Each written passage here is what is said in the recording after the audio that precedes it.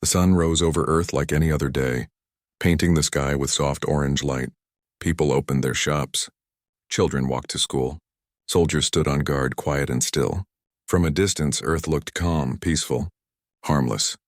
High above the clouds, alien warships watched. For months, the aliens had taken control of Earth's skies. They claimed humans were now protected, but everyone knew the truth. The aliens were rulers and humans were prisoners. They allowed humans to live their normal lives, but every move was watched. Every breath monitored. Aliens believed humans were a weak species and/or friendly, emotional, always smiling. They thought smiles meant peace. They were wrong.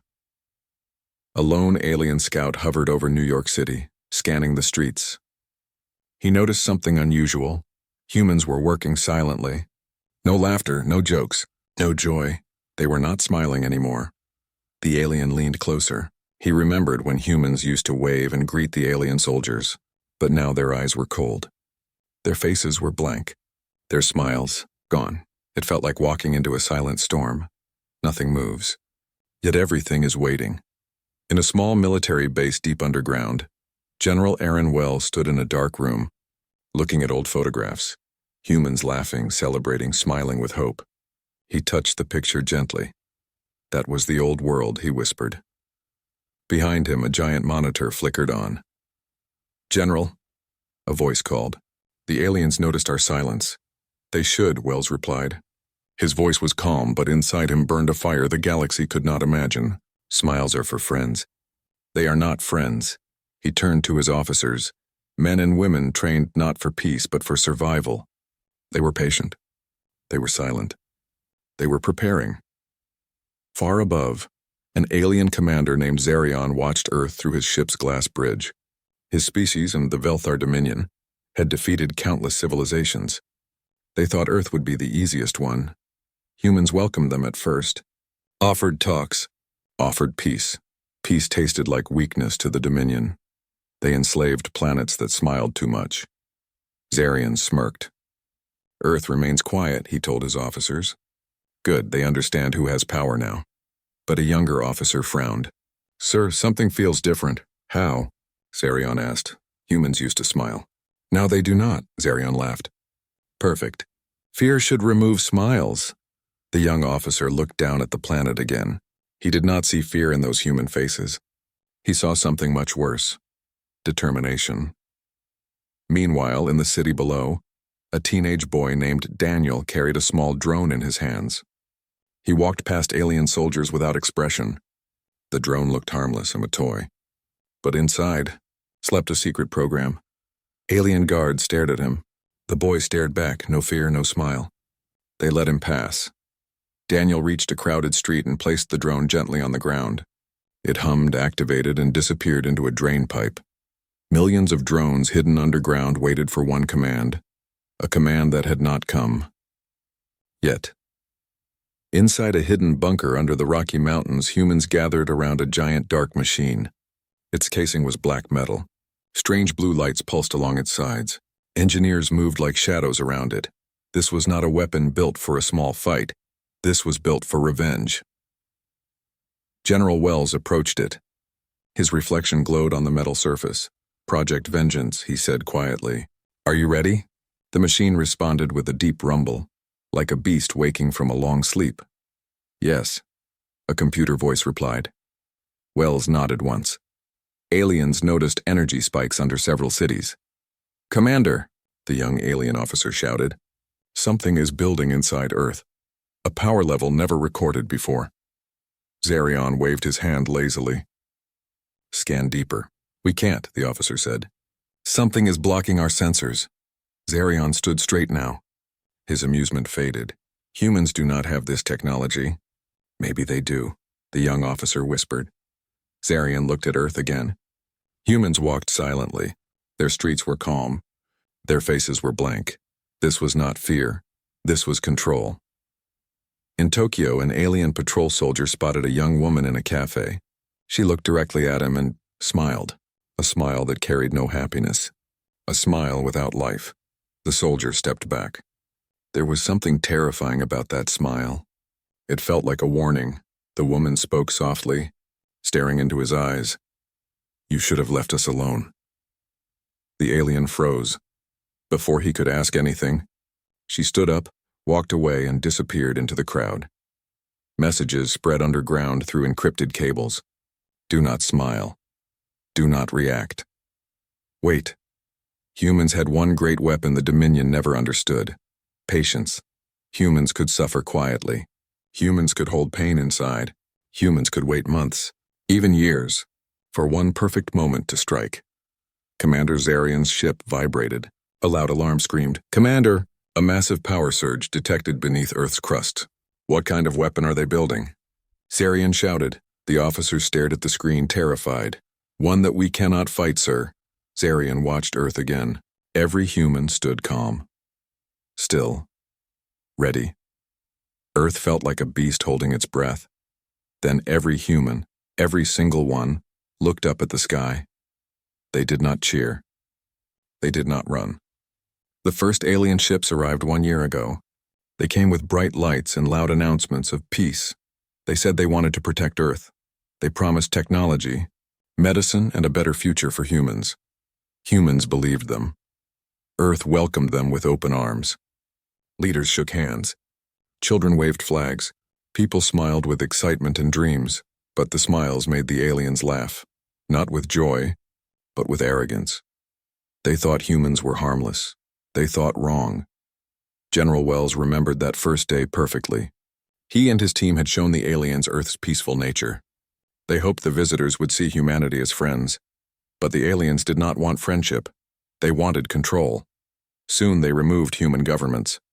They shut down the world's defenses. They let humans live only because they needed workers. They told Earth, "You are safe under our rule." Safe. The word tasted bitter now. In meetings, humans begged for peace. They offered compromises. They tried everything to avoid war. But every time, the aliens only smiled cruelly. They believed humans were too scared to fight back. In the alien central ship, Commander Zarian looked at recordings of humans from earlier months. He paused on a video of a small girl laughing in a playground. Her joy seemed pure, innocent. He tilted his head. "Strange," he muttered. A science officer explained. "Humans smile as a survival tool. They use emotion to avoid conflict." Zarian nodded slowly. "So when they stop smiling," the officer swallowed, "it means they choose conflict." Zarian stared out at Earth again. "You misunderstand them," he said quietly. "They are not peaceful. They are patient. Human history was filled with wars, suffering, and survival. They had faced hunger, diseases, disasters, and each other. Every time they adapted. Every time they stood again. The Dominion did not know this. They saw humanity's kindness as weakness. They forgot fear. They forgot respect. And humans were about to teach them both. Late at night in London, a small group of aliens checked their scanners. One soldier sighed. "These humans, no riots, no fights, no disobedience. They choose peace so easily." Another soldier shrugged. "Peace is the mind of the weak. They fear us." A human janitor mopping the floor nearby heard their words. His eyes stayed down. His hands stayed calm. But his heart, cold like steel, whispered, "Keep thinking that." Underground, deep tunnels connected every major human base. Soldiers and engineers worked together quietly. They trained in silence. They communicated with nods, not words. Even laughter was forbidden. Not by force, but by choice. Every human carried one emotion inside. Rage waiting to explode. A group of young soldiers gathered around a map. On it were the positions of every alien base. Every ship, every patrol route. Their leader, Captain Zara Hale, traced a finger across the map. "They believe we are broken," she said. A soldier asked, "Are we?" Zara looked him in the eyes, strong and direct. "No. We are standing very still, because we are planning the punch." Her team nodded. They were ready. Aliens began noticing strange behavior. Humans were no longer buying entertainment. No more concerts. No more celebrations. No more smiles. In schools, children studied engineering, weapon systems, survival skills, quietly. Alien teachers didn't understand. "They are becoming emotionless," one alien whispered. "No," another corrected. "They are becoming focused." But it was too late to understand now. Commander Zarian called for a galaxy-wide broadcast. He wanted to show Earth that resistance was useless. He appeared as a giant hologram in every city. "Humans," he shouted, "your time of rebellion is over. Accept your lives as workers and we allow you to survive. Challenge us, and you will be erased." Millions of humans stood still, watching. No tears, no screams, no fear. A young girl in the crowd whispered, "We already chose." Zarian expected begging. He expected surrender. But Earth gave silence. True silence, the kind before a storm. General Wells watched the broadcast from the war room. His officers looked at him, waiting. He took a deep breath. "It is time," he said. "Activate Operation Payback." A hidden agent pressed a button. Across the world, tiny drones woke up, silent metal insects rising from underground tunnels. They flew into the sky, invisible to alien sensors. They spread out like a dark cloud. Humans did not cheer, they simply prepared. In Tokyo, the same woman who frightened the alien soldier stood on a rooftop. She looked at the alien patrols above. Her voice was soft but full of power. "You hurt us," she whispered. "Now we hurt back." She raised her hand. A small device glowed in her palm. Aliens above her suddenly felt every scanner shut off, blinded. Back in orbit, alarms erupted inside Zarian's ship. "Commander, we lost all surveillance of Earth." "What? Restart the systems." "We can't. Something is jamming everything." Zarian stared at Earth, eyes wide. He finally understood. Humans were not acting like prisoners. They were acting like hunters. The alien officer who once mocked humans now shook with fear. "What have we done?" he whispered. Zarian's voice turned cold. "We ignored what they are." "And what are they?" the officer asked. Zarian swallowed. "Survivors." He watched the silent planet below. "They were waiting for war," he said. "And we just gave them permission." For the first time, aliens felt fear. Humans felt nothing. The galaxy did not yet know.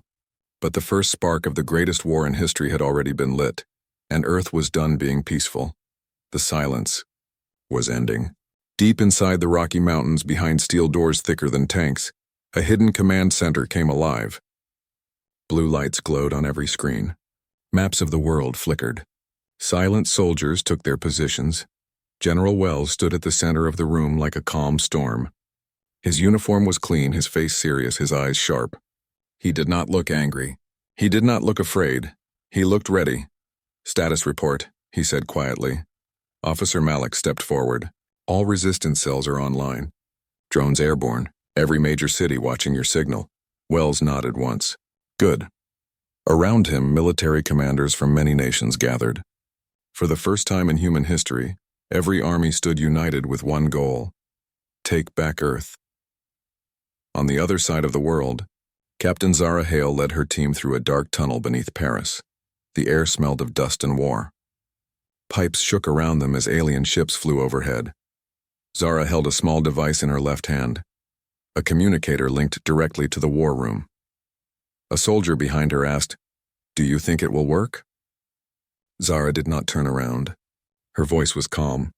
"Humans do not start fights they will lose." Her team nodded. They trusted her. They trusted the plan. In the command center, a young technician whispered to his partner, "Aliens think we are broken." The partner smiled, the first real smile in months. "We were never broken," he said. "We were preparing." Their fingers danced across keyboards. Code filled the screens. Programs that had slept in deep silence now opened their eyes. General Wells looked at a digital board labeled Project Vengeance. Beneath it, a countdown ticked, or around 40 to 16 minutes until the first strike. He turned to his officers. "Any enemy movement?" Officer Malik checked the sensors. "Aliens are confused. They still think we are scared." Wells almost laughed. Almost. But he only said, "They will learn." Above Earth, Commander Zarian paced across his bridge. His dark armor reflected the glowing screens around him. His soldiers watched their leader, waiting for orders. "How can humans block every scan?" Zarian demanded. A scientist trembled. "We do not know. Their technology is evolving." Zarian slammed his fist against a console. "They are a primitive species." "Not anymore," the young officer whispered. Zarian heard him and did not disagree. Deep underwater in the Pacific Ocean, a submarine city powered up. Giant mechanical arms lifted a colossal machine, shaped like a wingless dragon, toward the surface. This was Earth's first stealth warship, not built to explore, built to destroy. Its hull glowed red with rising energy. A pilot inside said softly, "We waited long enough." In a secret bunker in Moscow, engineers activated a massive supercomputer. A glowing word appeared: payback. Enabled lights across the world shifted from green to red, the color of war. Aliens were not blind. Finally, they noticed something was very wrong. In Cairo, alien soldiers stormed into the streets. They shouted commands. They tried to force humans to kneel. No one kneeled. No one moved. Millions of humans simply stared back, expressionless. One alien fired his gun into the sky, trying to scare them. Humans did not even blink. He dropped his weapon. For the first time, he understood. This was not peace. This was control. In the war room, General Wells raised his hand. Silence fell immediately.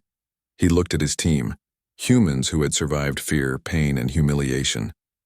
They deserved to smile again. But not yet, Wells spoke. We gave peace first. They chose war. Today we answer, he paused. His voice turned colder. And we will not stop until Earth is free. The officers stood straighter, proud and fierce. Humanity's spirit filled the room like fire. 5 minutes left. Wells turned to Officer Malik. Send a message to every city. Malik nodded. What message, sir?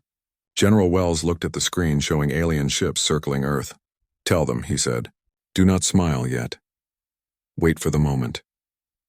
Then we show them who we are. The message spread across the globe. Every phone vibrated. Every screen lit up. Every human read the words and understood. Their time had come. Commander Zarian stared at the planet below.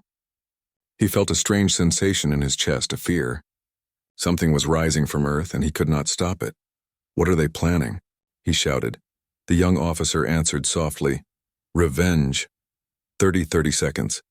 General Wells closed his eyes. He remembered children who cried when their parents vanished. He remembered cities burning. He remembered the day aliens laughed at human mercy. He opened his eyes. The fire in them could burn a galaxy. On my command, he said. Ping Deer 05, 54321, begin, Wells said. Earth changed. Every drone in the sky turned into a silent weapon. Every hidden cannon opened from the ground. Every stealth ship launched into the air. The planet roared, not with voices, but with action. Aliens watching from orbit felt their hearts freeze. The humans were not praying. They were attacking, and they were smiling now. Not with kindness, but with victory. The sky exploded into light. For months, human cities had been silent and still, like they were frozen in fear. But now, they were alive. Buildings opened and revealed hidden turrets. Streets split and revealed missile platforms. Underwater bases launched massive torpedoes upward. Earth unleashed everything. Alien soldiers looked up in shock as thousands of tiny drones surrounded their ships like a dark storm. Each drone carried a focused EMP blast. One by one, alien scanners failed. Their navigation systems glitched. Their guns shut down. Panic spread among the alien forces. What is happening? One screamed. They lied. They were preparing for war, another shouted. All across Earth, humans began their counterattack. Not loud, but deadly. In Paris, Captain Zara Hale raised her hand and gave the first ground attack command. Targets locked, she whispered. Her team pressed a button. Silent beams shot from rooftops, slicing through alien patrol ships like knives through paper. One alien soldier tried to fly away, but the beam hit him, and he fell, armor melting. Zara watched calmly. We begged for peace, she said. You begged for this. In Beijing, groups of civilians walked toward an alien checkpoint. The aliens aimed their weapons. Halt, they shouted. The humans didn't stop. They walked closer. Their faces were emotionless. One alien fired a warning shot. The humans still didn't stop. Then, as if controlled by one mind, they all dropped to the ground, and from behind them, A rocket shot forward, destroying the alien tower in a ball of fire. Humans rose again. Not one scream, not one smile. Only forward. Under the ocean, the stealth warship Project Vengeance reached the surface. Its hull shimmered and then vanished, cloaking active. Inside, the pilot spoke through clenched teeth. For every child they scared, the ship rose higher, breaking through clouds, completely invisible. For every family they destroyed, its cannons rotated toward the alien mothership. For Earth, he pulled the trigger. A beam of blue light ripped through the sky, piercing the largest alien ship like lightning splitting a mountain. The ship fell, in silence, crashing into the sea. Commander Zarian watched his elite vessel crumble. No. No. This is impossible, he roared. The young alien officer trembled. Sir, they can hide entire warships. Find them, Zarian screamed. Destroy them. We can't detect them anymore, Commander. Zarian slammed his hands onto the console, claws shaking. How did they build all this? The young officer looked terrified as realization hit him. Because we gave them a year, sir. We gave them time. General Wells watched Earth's skies through a display. How many alien ships down? 46 and rising, Officer Malik said with a grin. Wells allowed himself a small nod. Good, continue. He walked toward a communication station. Broadcast to the galaxy, he ordered. The soldier hesitated. To the whole galaxy, sir? Yes, Wells said. His voice was ice. They should all know what humans do to invaders. A message began transmitting across space. Earth is not yours. We are not weak. We are not peaceful anymore. Above Tokyo, an alien warship tried to retreat. Engines fired at full power. It wanted to escape the nightmare below. But humans were not finished. From a nearby mountain, a massive missile launched, glowing hot like a falling star. It chased down the fleeing ship and struck it in the side. The explosion lit the clouds pink and purple. Aliens on board screamed in fear. They finally understood what humans were. Not prey, not pets, not peacekeepers. Hunters. One alien captain sent a message to his fleet. Do not underestimate humanity. His message cut off when a blade pierced through his armor from behind. A human soldier stood there, silent, breathing steadily. He removed his knife and the alien fell. The human leaned close and whispered, You should have let us live in peace. Commander Zarian watched everything fall apart. All forces retreat, he shouted. We must regroup. His officers stared in disbelief. We are running away? One asked. Zarian gritted his teeth. We attack another day. No, a voice answered behind him. Zarian turned. General Wells's face appeared on every alien screen. This is not another day, Wells said. The day you made humanity stop smiling was the day you chose your own defeat, Zarian growled. You think you have won? Wells stared back without emotion. No. We think we are just beginning. The alien fleet tried to jump into hyperspace. But the drones swarmed their engines and detonated in perfect sync. Every jump drive died. Every ship remained trapped. The Velthar Dominion, the strongest force in the galaxy, could not run from Earth. General Wells looked around the war room. Status? Officer Malik smiled. The first real smile in a while. We just took back the sky. The war had changed shape. Hours ago, Earth was silent and still. Now smoke curled from destroyed alien bases. The skies flashed with burning lights. The Dominion was retreating, broken and confused, but humanity was not celebrating. They remembered everything the aliens had done. And memory was a dangerous weapon. On the ground near Berlin, a squad of alien soldiers dropped their weapons and raised their hands. They shouted, "We surrender! We surrender!" A group of human fighters approached slowly. Their faces showed no hate, no joy, only decision. The alien commander begged, "Spare us! Please!" A human woman stepped forward. Her voice was calm. "We asked for peace first." She turned around. "Take them away," she ordered. Humans did not cheer for victory. They simply kept moving forward. In the command center, General Wells stared at the galaxy map. A red circle highlighted Earth, but now blue lines extended outward. Human warships launching into space. Officer Malik stepped beside him. "The fleet is ready, sir." Wells breathed out slowly. "Have they sent any message?" Malik nodded. "Yes, they request—" Mercy. Wells shook his head. "They forgot what mercy means." He tapped the table. And a giant screen turned on, showing hundreds of alien leaders terrified, calling for negotiation. Wells spoke clearly. "You asked us to bow. Now you bow." On the alien mothership, Commander Zarion stood pale and silent. His entire fleet was trapped above Earth with no escape. They are expanding," the young officer whispered. "Human ships are leaving the planet." Zarion clenched his jaws. "They are coming for us. Should we fight?" Zarion looked at his soldiers, shaking, hopeless. "No," he answered. "We hide." But he knew there was no place left to hide. Across the galaxy, other species watched the live transmissions. On the planet Ravix, a council leader trembled. "We thought humans were harmless." Another replied, "Harmless creatures do not make warriors from every civilian." A historian spoke softly. "Humans spent thousands of years fighting themselves. We should have known. A united humanity would be unstoppable." They stared at Earth, glowing with fire and strength. "Do not provoke them," one whispered. "Ever again." In a quiet village in Brazil, a grandmother sat with her grandson. The boy asked, "Grandma, why did they attack us?" She looked at the sky, at the falling alien ships.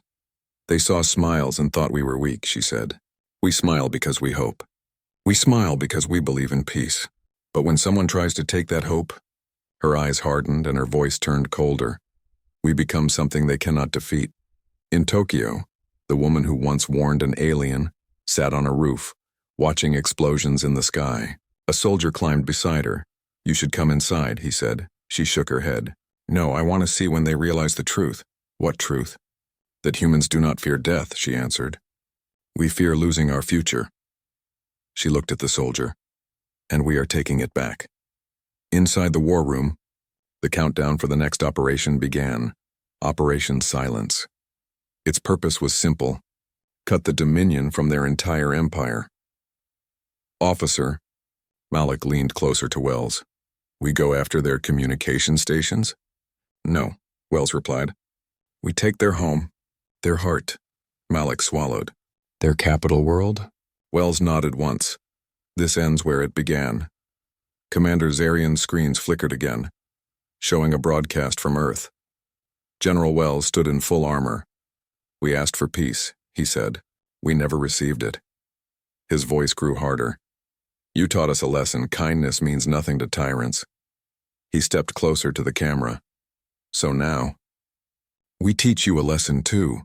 Wells raised his fist. "A lesson you will never forget." Zarion stumbled backwards. He suddenly realized something terrifying. Humans were not just defending their planet. They were becoming conquerors. Human warships fired engines and rose into space, cloaked, fast, silent, dangerous. Captain Zara Hale led the first assault group. She stood in her command chair. "Our target?" "The Dominion capital," her navigator answered. Zara nodded, teeth gritted. "For every human who died begging for peace?" Her ship, Unity's Rage, accelerated toward the stars. "For every human who suffered," the fleet followed behind her in a silver storm. "For Earth." Commander Zarion dropped to his knees. "It is too late," he whispered. The young officer asked, "Late for what?" Zarion stared blankly ahead. "To stop them." As the first group of alien prisoners was marched into secure depots, one alien scientist cried out, "Why are you so silent while destroying us?" A human guard replied softly, "We learned this silence from you." Humanity had given many chances. They asked for peace again and again. The aliens never listened. Now the galaxy would listen. The message was written in fire. Do not mistake kindness for weakness.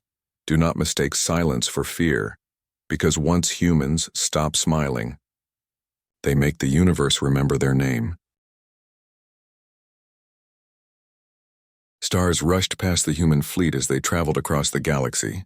Their ships were fast, silent, invisible, and a ghost army. They left Earth behind, but kept their rage with them. Inside Unity's rage, Captain Zara Hale stood firm as the stars blurred into streaks of light. "How long until we reach the Dominion capital?" she asked.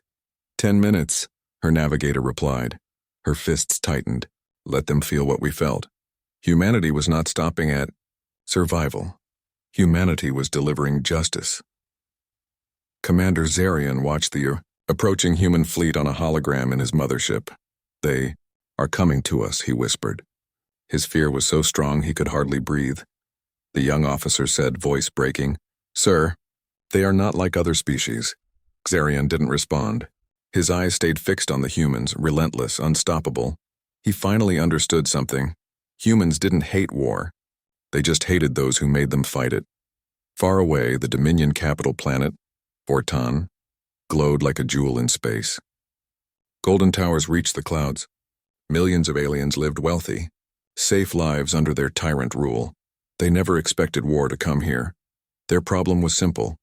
They thought only they could invade others. A bright flash appeared in their sky. People looked up, then another, and another, stealth ships uncloaked, black metal wings forming a giant human symbol across the sky. Panic exploded across the city. "Who are they?" Aliens screamed. "The humans?" The word shook their world. From Unity's rage, Zara spoke into the comms. Targets confirmed. No civilians. Only military command and fleet HQ. Her second-in-command nodded. "Understood." Zara raised her voice for all ships to hear. "We do not kill those who never chose war. But the ones who did," she stared at the Dominion's towering palace, "will never choose anything again." The first strike came fast, lightning fast. Human missiles hit every military tower in one synchronized moment. The sky turned white, then red. Alien commanders yelled orders, but their systems shut down instantly. "How can humans jam everything?" one shouted. "Because we gave them time," another cried. The same mistake. The final mistake.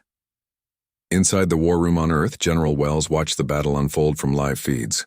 "Human casualties? Minimal," Officer Malik answered proudly. "Dominion fleets are collapsing." Wells nodded slowly, then pushed forward. And this, there was no celebration, no cheering, no noise. Victory would speak for itself. Zara's fleet blasted the Dominion command center open. Soldiers stormed inside, black armor reflecting fire around them. They moved like shadows, like death itself. The Dominion Supreme Overlord begged from his throne. "We can negotiate." Zara raised her weapon. "You had 1 year to negotiate." She fired. The sound echoed through the palace. The last command he would ever give. Commander Zarian watched the destruction. With hollow eyes, "We should have left Earth alone," he said. It was too late. His ship was surrounded. Engines dead. Shields gone. A human voice spoke through his speakers. "General Wells, you called us weak. You pushed us. You laughed at our peace." Zarian closed his eyes. Wells continued. "You forgot that humans don't start wars. We finish them." Zarian whispered a final word. "Humans." Then his screen went dark. Across the galaxy, transmission spread of the Dominion falling. Other empires watched in terror and awe. One council leader said, "They gave Earth fear, and Earth gave them a nightmare." A scholar replied, "They are the last species I would ever anger." Every ruler took a silent vow. Never attack humans. Never provoke humans. Never steal their smiles. Back on Earth, the young girl who once watched alien ships in fear now stood beneath a clear sky. No warships above. No invaders watching them. Just stars. Her mother knelt beside her. "It's over," she said softly. The girl shook her head. "No." Her mother looked confused. "What do you mean?" The girl smiled. A warm, bright human smile. "It's not over," she said. "It's our beginning." In the United Global Council, General Wells stepped forward to deliver one final message, broadcast to the entire galaxy. Humanity offered peace first. That will never change. He paused, eyes sharp with unbroken pride. But if someone tries to take that peace again, he leaned in, voice cold as steel. "We will remind them why the galaxy fears us." Soldiers behind him smiled. Real smiles, proud smiles. Because finally, they were smiling for peace again. Captain Zara stood on the bridge of Unity's rage. Her crew stared at the stars. Free stars. What now, Captain? A soldier asked. Zara breathed in slowly, letting relief finally reach her. We go home, she said. Earth wants its children back.